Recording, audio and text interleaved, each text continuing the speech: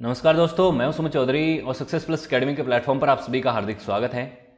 तो दोस्तों, पिछले कुछ दिनों पहले मैंने आपसे एक वीडियो शेयर किया था जिसमें मैंने आपसे प्राचीन भारतीय इतिहास की कुछ महत्वपूर्ण पुस्तकों, उनके लेखकों और उसकी विषय वस्तु के बारे में डिस्कशन किया था। मैंने आपको बताया था कि कौन सी पुस्तक किस विषय के ऊपर किस एरा में लिखी गई और कौन से ऑथर ने उस पुस्तक को लिखा है। ये सब बातें हमने उस वीडियो में की थी। उसी वीडियो सीरीज को कंटिन्यू करते हुए इस वीडियो में हम बात करने वाले हैं मध्यकालीन भारतीय इतिहास की कुछ महत्वपूर्ण पुस्तकों के बारे में, उनके ऑथर्स के बारे में और वो पुस्तक किस विषय के बारे में हमें जानकारी प्रोवाइड करती है, इसके बारे में हम इस वीडियो में डिस्कशन करेंगे। तो दोस्तों, एक बात हमें फिर से क्लियर करनी पड़ेगी कि प्राचीन भारतीय इतिहास की पुस्तकें कहाँ तक का हम पढ़ रहे थे और उसके बाद मध्यकालीन भारतीय इतिहास की पुस्तकें कहाँ तक हम पढ़ेंगे। उसके बाद आने वाले वीडियो में जब हम मॉडर्न हिस्ट्री की इंपॉर्टेंट बुक्स पढ़ेंगे तो उसमें कौन सी पुस्तकों को पढ़ेंगे।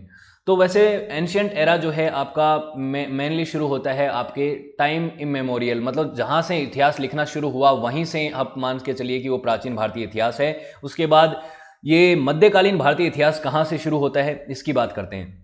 तो एंशिएंट पीरियड जो है आपका, एंशिएंट पीरियड जो है वो तो आप ये मान के चलिए इंडस वैली सिविलाइजेशन से लेके और कहाँ तक आता है, अलग अलग लोग इसको अलग अलग तरीके से देखते हैं। कोई इसको कहता है कि 7वीं शताब्दी में राजा हर्षवर्धन के समय के बाद का जो समय है वो वहाँ तक का जो समय है उसको हम एंशिएंट पीरियड में मानते हैं। मतलब राजा हर्षवर्धन की डेथ हुई थी 647 में। 647 में हर्षवर्धन की डेथ हुई। उनको भारत का आखिरी ग्रेट एम्परर माना जाता है एंशिएंट पीरियड का। ठीक है, तो यहाँ तक के पीरियड को कई लोग एंशिएंट पीरियड मान लेते हैं। उसके बाद कई लोग ऐसे हैं जो मानते हैं कि 712 में भारत पे पहला सक्सेसफुल इस्लामिक इन्वेजन हुआ था, उस पीरियड को मान लेते हैं कि यहाँ से मेडाइवल पीरियड शुरू होता है।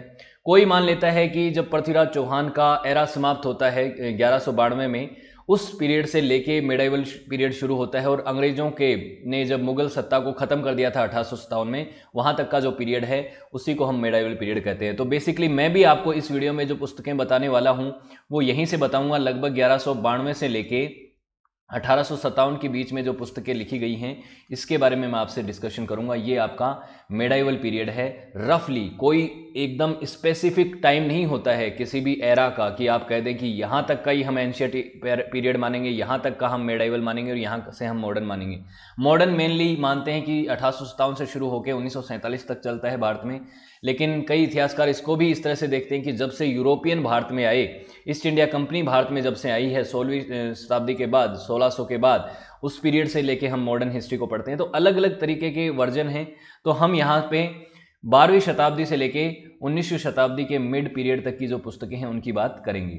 सबसे पहले बात करते हैं पृथ्वीराज रासो की। पृथ्वीराज रासो जो पुस्तक है ये लिखी थी चंद्र बरदाई ने। चंद्र बरदाई की ये जो पुस्तक है पृथ्वीराज रासो, इसकी बात मैंने आपसे पृथ्वीराज चौहान की बायोग्राफी में भी की थी। इसी के ऊपर एक मूवी भी बन के आ रही है पृथ्वीराज चौहान नाम से ही। तो चंद्र बरदाई कौन थे? ये पृथ्वीराज चौहान के राजकवि थे, उनके मित्र भी थे। और पृथ्वीराज चौहान जो कि चौहान डायनेस्टी के, चौहान डायनेस्टी के एक राजा थे जिन्होंने 1166 से लेकर 1192 के बीच में अजमेर और दिल्ली के ऊपर रूल किया। ये भारत के दिल्ली के आखिरी हिंदू एम्परर माने जाते हैं। और इन्होंने, इनके बाद आप जानते हैं कि 1191 में तराइन की पहली लड़ाई हुई, इसमें पृथ्वीराज चौहान ने मोहम्मद गोरी को हरा दिया था। 1192 में जो दूसरी लड़ाई हुई तराइन की, उसमें मोहम्मद गोरी जीत गया था, पृथ्वीराज चौहान उसमें हार गए थे। इस कहानी को चंद्र बरदाई ने इस पुस्तक में लिखा है। हालांकि ये जो पुस्तक है पृथ्वीराज चौहान ये के ऊपर जो लिखी गई पुस्तक पृथ्वीराज रासो है, इसको पूरी तरीके से ऐतिहासिक तौर पे तथ्यात्मक नहीं माना जाता। इसमें काफ़ी ज़्यादा चीज़ें जो हैं वो इलॉजिकल फॉर्म में लिखी गई हैं, पृथ्वीराज चौहान की तारीफ में लिखी गई हैं और ये एक महाकाव्य की तरह लिखा गया है। इसमें ऐतिहासिक जानकारी इतनी ज़्यादा ऑथेंटिक नहीं मानी जाती है। तो ये पुस्तक लिखी गई है और ये एक बहुत ही एरा डिफाइनिंग एज था, टाइम था। इसमें आप जानते हैं कि 1192 में जब पृथ्वीराज चौहान हार गए, यहाँ पे मोहम्मद गोरी का रूल इस्टेब्लिश हो गया दिल्ली के अंदर, तो वहाँ से भारत में इस्लामिक रूल का इस्टेब्लिशमेंट हुआ था। तो ये पहली पुस्तक है जिसके बारे में मैं आपको बता रहा हूँ। उसके बाद कई सारे इस्लामिक हिस्टोरियंस की पुस्तकें अभी आएंगी जिन्होंने दिल्ली सल्तनत पीरियड के बारे में लिखा है, उसके बाद मुगल एरा के बारे में लिखा है। और यही पीरियड आप जानते हैं कि उस समय प्रोमिनेंट दौर हुआ करता था 12वीं शताब्दी से लेके 1857 तक, या फिर आप कहें तो 17वीं शताब्दी तक। तो मेनली डोमिनेटेड एरा था इस्लामिक रूल का भारत के अंदर। हसन निजामी के द्वारा लिखी एक पुस्तक है जिसका नाम है ताज उल मसीर। ये पुस्तक जो है ये पर्शियन भाषा में लिखी गई है। 13वीं शताब्दी और 12वीं शताब्दी के बीच में ये हिस्टोरियन रहे थे। ये निशापुर से दिल्ली आए थे उसके बाद इन्होंने पहली पुस्तक लिखी थी दिल्ली सल्तनत के बारे में, और ये पुस्तक है ताजुल मासिर। तो ये दिल्ली सल्तनत का पीरियड कहाँ से कहाँ शुरू होता है, आपको मैंने अभी बताया कि 1192 में क्या होता है, तराइन की दूसरी लड़ाई होती है, भारत में गोरी की सत्ता आ जाती है, मोहम्मद गोरी जो है दिल्ली का शासक बन जाता है। उसके बाद मोहम्मद गोरी जो है ये 1206 में मर जाता है। 1206 में जो ही ये मरता है तो इसका एक गुलाम होता है कुतुबुद्दीन ऐबक, वो दिल्ली में अपने आप को दिल्ली का रूलर घोषित कर देता है, और यहीं से शुरू होता है सल्तनत पीरियड। दिल्ली में सल्तनत पीरियड 1206 से लेके 1526 तक चला है। 1526 में आपको पता है क्या होता है, पानीपत का पहला युद्ध। पानीपत के पहले युद्ध के बाद दिल्ली सल्तनत पीरियड खत्म हो जाता है। यहाँ पे लास्ट वंश जो था लोधी वंश वो समाप्त हो जाता है, और यहाँ पे बाबर भारत में आके अपने मुगल वंश की स्थापना करता है। तो ये जो पीरियड है यहाँ पे इस तरह से चलता है कि कहाँ से चल रहा है कि 1192 में हुआ तराइन का युद्ध, 1206 में हुई दिल्ली सल्तनत की शुरुआत, उसके बाद 1526 में होती है मुगल पीरियड की शुरुआत। तो ये आपको टाइम लाइन भी ध्यान रखनी है, साथ साथ में कई सारी चीज़ें आपको समझते जाना है। तबाकत-ए-नासिरी ये पुस्तक जो है ये लिखी है मिनहज सिराज ने, पर्शियन भाषा में लिखी है पुस्तक, और गुर्दिश जो लोग थे उनके बारे में ये बात लिखी गई है। गुर्दिश अंपायर वही मोहम्मद गोरी का जो अंपायर था उसके इतिहास के बारे में इन्होंने बताया है कि कहाँ से ये गजनवी आया था, फिर मोहम्मद गोरी कैसे राइज हुआ इसका, और ये गजनवी सल्तनत जो है वो किस तरीके से पावर में आई, इन सभी चीज़ों के बारे में इस पुस्तक में लिखा गया है। और ये इंपॉर्टेंट बुक है, स्पेशली अगर आप इस गजनवी अंपायर के इतिहास की बात करें तो। उसके अलावा बर्नी एक बहुत ही इंपॉर्टेंट इतिहासकार हुए हैं, इनकी किताबों को आप ध्यान रखिएगा, specially exam point of view से इनकी किताबें बदायूनी और बर्नी की किताबों को नाम याद रखना है। तो तारीख ए फिरोज शाही नाम की ये पुस्तक इन्होंने लिखी है दिल्ली सल्तनत पीरियड के टाइम पे, और फिरोज शाही यानी फिरोज शाह तुगलक जो रूलर हुए हैं तुगलक डायनेस्टी के, उनके बारे में इन्होंने लिखा है। तो मोहम्मद बिन तुगलक से फिरोज शाह तुगलक के बीच का जो समय था उसके बारे में इस पुस्तक में आपको जानकारी मिलती है। और इन्होंने और भी कई सारी पुस्तकें लिखी हैं। हालांकि इसमें पहले का समय जो है, ये व्यक्ति जो है बर्नी, ये मोहम्मद बिन तुगलक और फिरोज शाह तुगलक के दरबार में रहता था, लेकिन इसने इस पुस्तक का वर्णन जो है वो शुरुआत से किया है, बलबन के समय से लेके उसके बाद फिरोज शाह तुगलक के समय तक का लिखा है। बलबन जो कि गुलाम वंश का आखिरी ताकतवर राजा हुआ करता था, आखिरी सुल्तान हुआ करता था, उसके बारे में लिखा है। उसके बाद एक और पुस्तक है बर्नी की, फतवा ए जालंधरी। फतवा ए जालंधरी पुस्तक जो है ये पॉलिटिकल आइडियाज़ के बारे में पुस्तक है कि उस समय के जो मुस्लिम रूलर थे वो किस तरीके से रूल करते थे, क्या उनकी स्ट्रेटजी होती थी, किस तरीके से वो अपने रिलीजियस प्रोस्पेक्टिव को आगे बढ़ाते थे, किस तरीके से बाकी धर्मों के साथ ट्रीटमेंट करते थे, ये सभी चीज़ें इस बुक में इन्होंने मेंशन कर। तो दोस्तों अगली जो महत्वपूर्ण बुक है वो है रहला, और रहला इसलिए इंपॉर्टेंट है क्योंकि इसको लिखा था इब्न बतूता ने, और इब्न बतूता अरब वर्ल्ड से आने वाला पहला इस्लामिक स्कॉलर था जो कि नॉलेज की तलाश के लिए भारत में आया था। जिस तरह से चाइनीज ट्रेवलर हेनसांग और फायन भारत में आए थे नॉलेज की तलाश में, बौद्ध धर्म की स्टडी करने के लिए, भारत के समाज और इसके कल्चर को समझने के लिए, उसी तरीके से इब्न बतूता भी भारत में आया था। इसने पूरे भारत का भ्रमण किया, उत्तर और दक्षिण भारत तक ये गया, और इसने अलग अलग राजाओं के बारे में इस बुक में लिखा है। स्पेशली इसने उस समय के दिल्ली के सुल्तान मोहम्मद बिन तुगलक के बारे में काफ़ी डिटेल इन्फॉर्मेशन दी है, और बताया है कि किस तरह से दिल्ली का सबसे पढ़ा लिखा सुल्तान होने के बावजूद भी मोहम्मद बिन तुगलक एक फेल्ड शासक था। तो दोस्तों मैंने आपसे इस वीडियो में कई सारी पुस्तकों का जिक्र किया, उन पुस्तकों के बारे में एक डिटेल इन्फॉर्मेशन भी साझा करी, और बताया कि कौन सी पुस्तक किस विषय में आपको किस तरीके की जानकारी प्रोवाइड करती है। तो अगर आप भारतीय इतिहास को जानना चाहते हैं तो आपको निसंदेह इन पुस्तकों को पढ़ना चाहिए, इनको जानना चाहिए। लेकिन आप ये भी जानते हैं कि इन सभी पुस्तकों को पहले खरीदना फिर पढ़ना, इसमें काफ़ी समय और पूंजी का निवेश होता है, जो कि मैं समझता हूँ सबके पास पर्याप्त मात्रा में हो ऐसा जरूरी नहीं। इसीलिए कुकू एफएम एप्लीकेशन आपके लिए लाया है ऑडियो बुक समरीज का एक बहुत बड़ा कलेक्शन, जिसको आप 7 भारतीय भाषाओं में सुन सकते हैं, चलते फिरते, घूमते, बैठते, उठते, जिससे आपके समय की बचत तो होगी ही, लेकिन साथ ही साथ पूंजी की भी बचत होगी।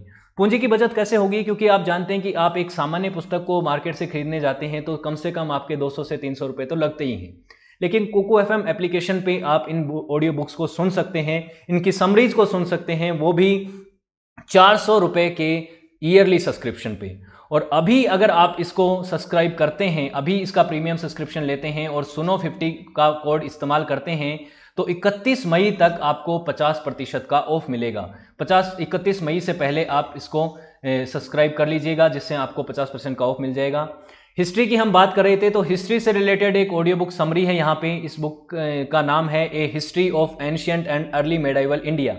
ये जो बुक है इसको लिखा है दिल्ली यूनिवर्सिटी की प्रोफेसर उपेंद्र सिंह ने, और इसमें इन्होंने बताया है कि किस तरीके का भारत का इतिहास था, एंशियंट इंडिया में किस तरीके से बड़े बड़े साम्राज्य बने और उनका डिक्लाइन हुआ, किस तरह से अर्ली मेडाइवल इंडिया का इतिहास लिखा गया, कैसे भारतीय इतिहासकारों ने इतिहास लिखा है, कैसे विदेशी इतिहासकारों ने लिखा है। तो काफ़ी इंटरेस्टिंग बुक है। इसका ऑडियो बुक समरी भी आप जाके सुन सकते हैं और इसका सब्सक्रिप्शन आप जल्दी से लीजिएगा। उसके बाद अपना एक्सपीरियंस भी शेयर कीजिएगा कि किस तरीके का आपका एक्सपीरियंस रहा, किस तरह से आपने कौन सी बुक को सुना, तो वो भी बताइएगा।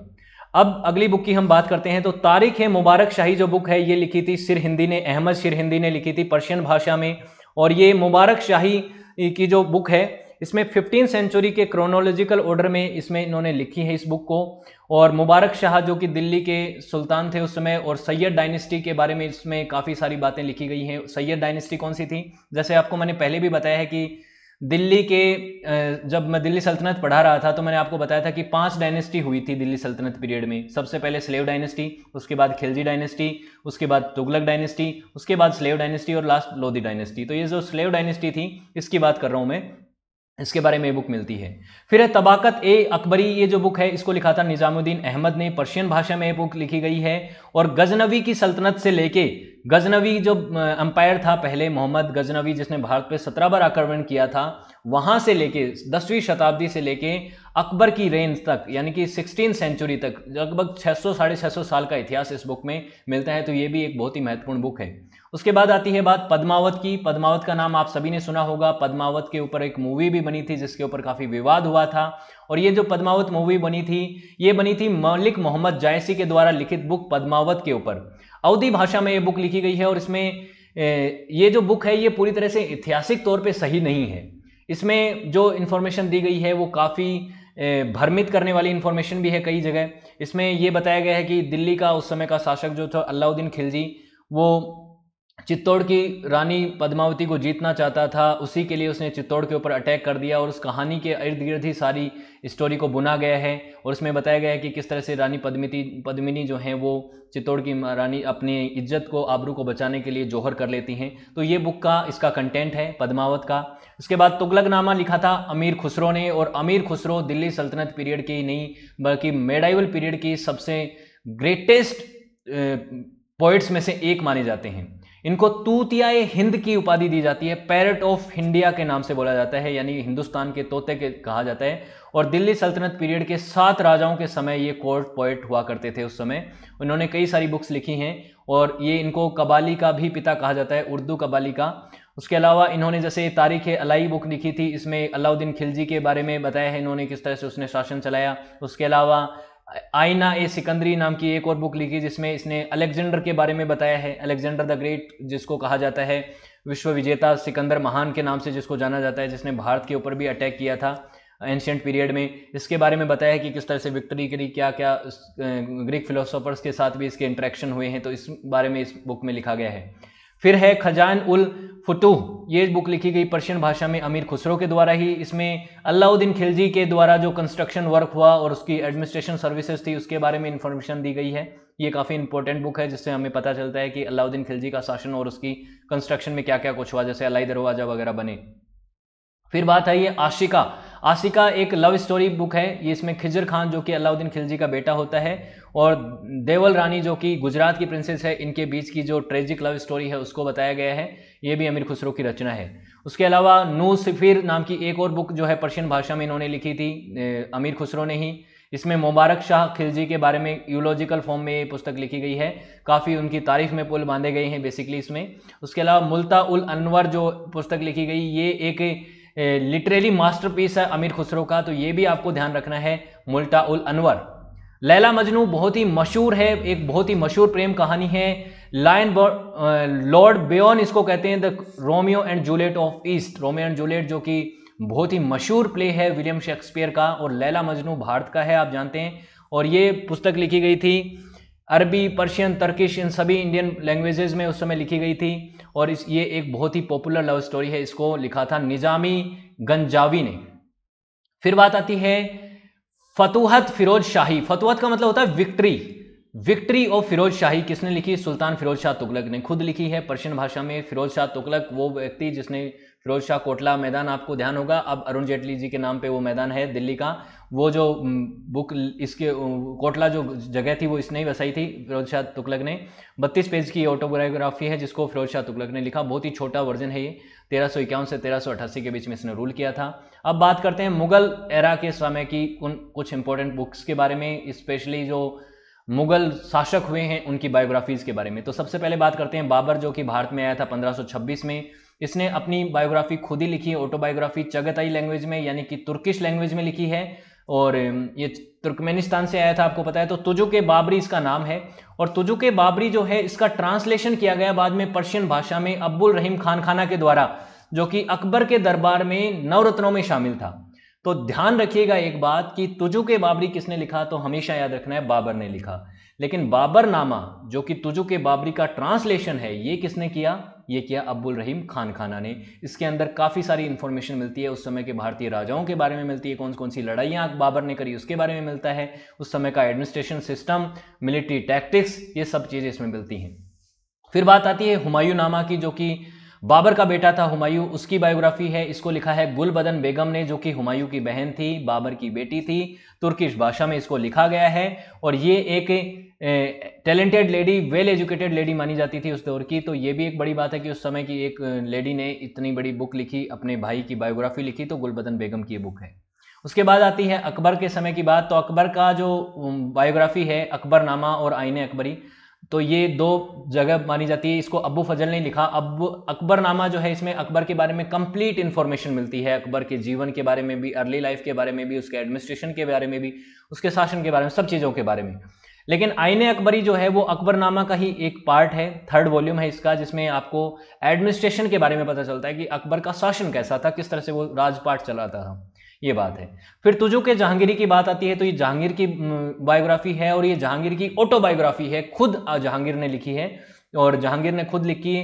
उसके बाद मोहम्मद खान ने इसको, एक और ऑथर हैं, उन्होंने इकबाल नामा करके इसको आगे एडिट भी किया है, ऐड भी किया है। तो कई सारी चीज़ें तुजुक जहांगीरी, मेमोरीज ऑफ जहांगीर के नाम से।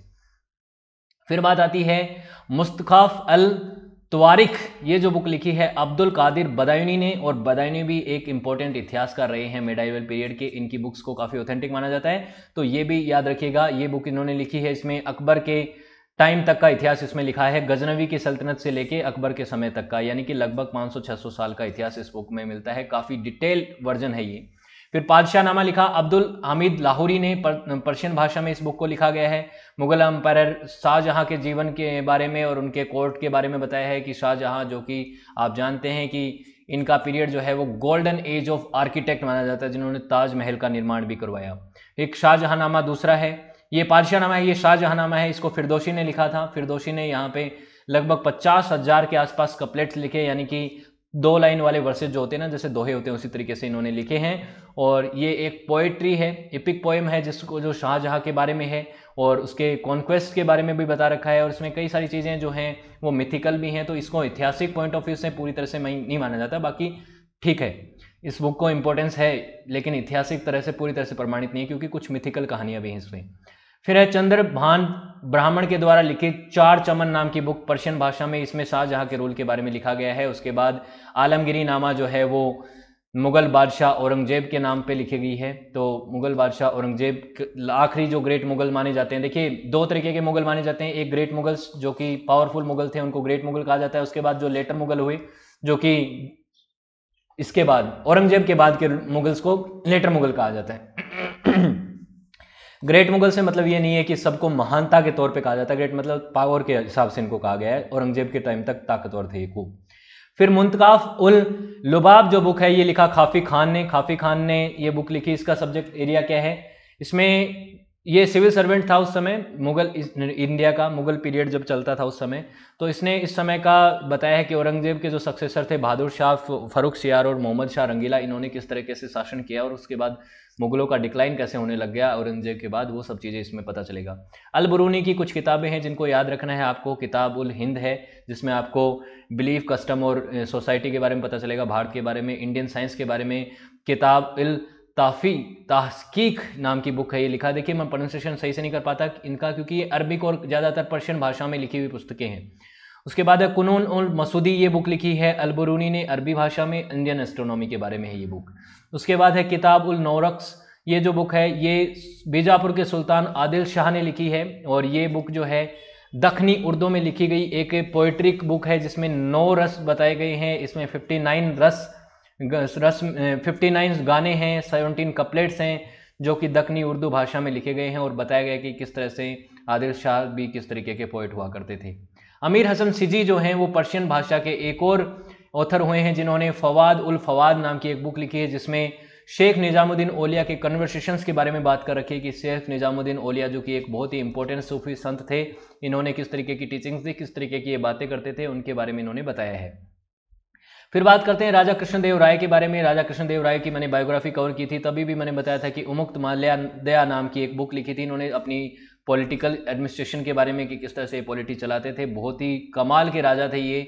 इनके समय पे बहुत 8 कवि भी हुए हैं, इनके राज दरबारी कवि थे 8। इनके भी जैसे अकबर के दरबार में नवरत्न थे, चंद्रगुप्त विक्रमादित्य के दौर में नवरत्न थे, उसी तरीके से इनके दौर में 8 रत्न थे और 8 कवि थे, और उन कवियों में से एक थे असानानी पेंदाना। इन्होंने एक बुक लिखी है मनु चरित्रम, मनु चरित्र यानी मन्नू का चरित्र। और मन्नू आप जानते हैं कि मिथिकल कैरेक्टर हैं हिंदुइज्म में, और इनके बारे में ये 14वें जो मन्नू हुए हैं उनके बारे में 14 मन्नू हुए हैं, उनमें से एक के बारे में इन्होंने कहानी बताई है, किस तरीके से मार्कंडेय पुराण में जो चीज़ें लिखी गई उनके बारे में इन्होंने बताया है। तेनालीराम जो रामकृष्ण, तेनालीराम कृष्ण का भी आपने सुना होगा, इनके बारे में भी मैंने आपको बताया था जब राजा कृष्णदेव राय की बात कर रहा था मैं, तो उनके 8 कवियों में से एक ये भी थे, और ये अपने विटी नेचर के लिए जाने जाते थे, बहुत ही शातिर व्यक्ति थे, बहुत ही मतलब चतुर व्यक्ति थे ये। तो इन्होंने बुक लिखी है श्री पांडुरंग महात्य कथासार, महामात्य कथासार, ये बुक इनकी है। इसमें भी काफ़ी सारी चीज़ें मिलती हैं आपको। फिर बात आती है आदि ग्रंथ की या गुरु ग्रंथ साहिब, जो कि सिख धर्म का सबसे इम्पोर्टेंट बुक है, सबसे होली बुक है। इसको सभी सिखिज्म के लोग सेक्रेट बुक के तौर पे मानते हैं।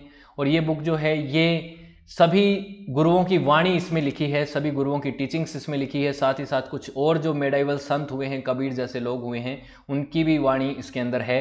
और इसकी शुरुआत करी थी गुरु अर्जन देव जी ने। गुरु अर्जन देव जी ने सबसे पहले इसको लिखवाया, इन गुरुओं की वाणी को लिखवाया। तो 5वें गुरु थे, उससे पहले की चीज़ों को लिखवाया, उसके बाद आने वाले गुरुओं के समय पे इसको अपग्रेड करते रहे, और गुरु गोविंद सिंह जी जो हैं वो 10वें गुरु थे, उस समय तक इसमें चीज़ें लिखी गई। इसमें 6000 के आसपास हाइम्स हैं, और मैंने आपको जो सिखिज्म का वीडियो है उसमें सब डिटेल में बताया है कि गुरु ग्रंथ साहिब के बारे में, और जो गुरु गोविंद सिंह जी हैं जो सिखों के 10 गुरु हुए हैं उनके बारे में भी मैं जल्दी ही उनकी बायोग्राफी लेके आने वाला हूँ। उसके बाद आती है गीता गोविंदा, ये बुक जो है जयदेव ने लिखी है। जयदेव जी ने इस बुक में बताया है कृष्ण जी राधा और गोपियों के बीच के रिलेशंस को, वृंदावन की कहानियों को। तो ये भी एक इम्पोर्टेंट बुक है उस दौर की। उस समय आप जानते हैं कि 15, 16, 14 सेंचुरी का वो दौर जब भक्ति मूवमेंट भी चल रहा था, सूफी मूवमेंट भी चल रहा था, उसमें कई किताबें लिखी गई। उसके बाद है रामावतारम, जो किताबें और लिखी गई कबीर दास जी के, तुलसीदास जी के द्वारा, उन पुस्तकों को मैंने सेपरेटली कर रखा है, उनकी बायोग्राफी को भी कवर कर रखा है। कम्हार ने लिखी है पुस्तक राम अवतारम। राम अवतारम जो है ये वाल्मीकि जी की रामायण से इंस्पायर्ड है, लेकिन इसमें कुछ चीज़ें डिफरेंट भी हैं, कई एस्पेक्ट्स भी हैं, स्पिरिचुअल कॉन्सेप्ट और कुछ स्टोरी लाइन्स इसमें डिफरेंट हैं, और बाकी सब चीज़ें काफ़ी कॉमन है जो कि पहले से लिखी आ रही थी रामायण वाल्मीकि जी की। तो होपफुली आपको चीज़ें क्लियर हुई होंगी। मेडाइवल पीरियड की जो इंपॉर्टेंट किताबें हैं उससे आपको एक इन्फॉर्मेशन मिली होगी। आपके एग्जाम पॉइंट ऑफ व्यू से भी ये वीडियो इंपॉर्टेंट था, और आप जर्नली भी जानना चाहते हैं कौन सी बुक्स कब लिखी गई, किसने लिखी, क्या उसका कंटेंट है, तो भी आप इसको पढ़ सकते थे। और अगर आप चाहते हैं कि मैं मॉडर्न हिस्ट्री के लिए भी ऐसा ही वीडियो लेके आऊँ तो आप कमेंट सेक्शन में ज़रूर बोलिएगा। और अगर वीडियो अच्छा लगा तो लाइक, शेयर, और आने वाले वीडियोज़ को देखने के लिए चैनल को सब्सक्राइब भी कीजिएगा। So thank you so much for watching this video. Have a good day, see you next.